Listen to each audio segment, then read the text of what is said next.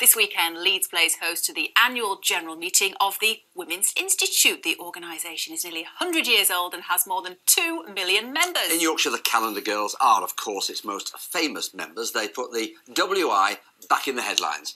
It may have inspired more women to join, who knows? So what's it like to be in the WI? Who else but Kathy Killick to find out?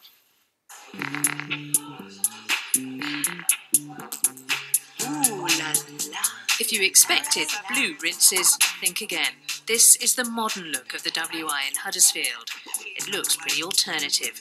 But when the meeting comes to order... Right, so, business. We've got the hullabaloo. The reassuring tradition is preserved. That is June, isn't it, that you're doing Linos? Yeah, good. The group call themselves Tea and Tarts and invited me to the Packhorse Gallery for a typical meeting. The WI in Yorkshire is growing. So what's the appeal? Thought, do you know what, why not? It sounded like the sort of thing that I'd like to do. We were very, very small then. There was only about 20 people at a cafe that evening, and I thoroughly enjoyed it. It was fantastic. There was people from all ages and all walks of life were there. This evening's task is to decorate a WI logo and photograph the process for the group's website. Is everybody clear? The idea is to get creative. I leave all the other stuff behind and I walk in the doors and I know I'm going to learn something new and join in something new and meet new people, and that's just joyous. For 2 whole hours, it really is joyous. A lot more joyous than the fusty reputation of the past, but perhaps that old Jam in Jerusalem image obscured what the WI was and is really about. I found friendship, support, wit and collective wisdom. They made me welcome. It is for women and inspiring women, you know, inspiring you to do different things and find your potential and try everything out and bringing women together. There's such a weight in doing that. There really is a power in it, and I find it powerful anyway. By the end of the evening, collective endeavour and a lot of chat produced a finished logo. In my humble opinion, it says it all. Kathy Killick, BBC Look North, Huddersfield. Boy, how that has changed. Well, joining us now are Rebecca Cobb-Kilner, the founder of the Huddersfield Group. Listen to this, Tea and Tarts. And Mary Lynn Haynes-Evans, a WI trustee. Welcome, ladies. Rebecca, love that name, Tea and Tarts. It looks so different now, doesn't it? Tell us why you founded the Huddersfield Group.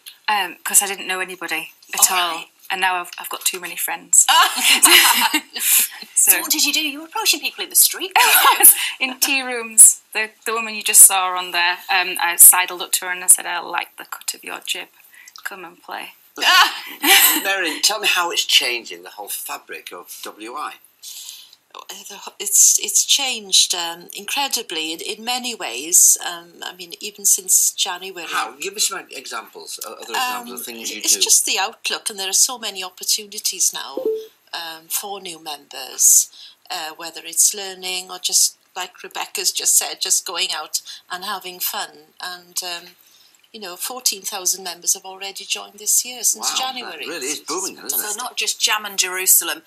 I like the sound of this, Rebecca. You've done, is it knife throwing, axe throwing, car maintenance, rock climbing, whitewater rafting? Welding. It's a very different image, isn't it, to what it once was? Yes, it is. We like to be active. We don't tend to have speakers that often, which is a more traditional thing. We have activities we like to do. We like to throw knives. And eat cake. Do you do sort of educational things as well? We do all sorts of things, yeah. I mean, the whole year round, there's something different every month. So, for instance, later this year, we've got somebody to come and tell us about highwaymen. Highwaymen, yeah. We're learning about like highwaymen. Dick Turpin and people like that. Yeah. And we're doing Women in the War later this year. We're having a Ghostbusters night soon. Ooh.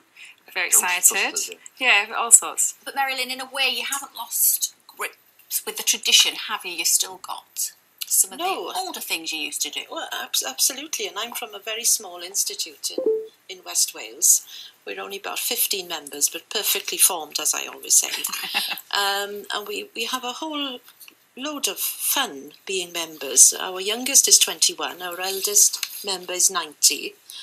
And I think we have a member that fits into each decade in between. I'll tell you what, it's obviously booming. We're delighted to have the chance. Sounds good, and I can join and you can't.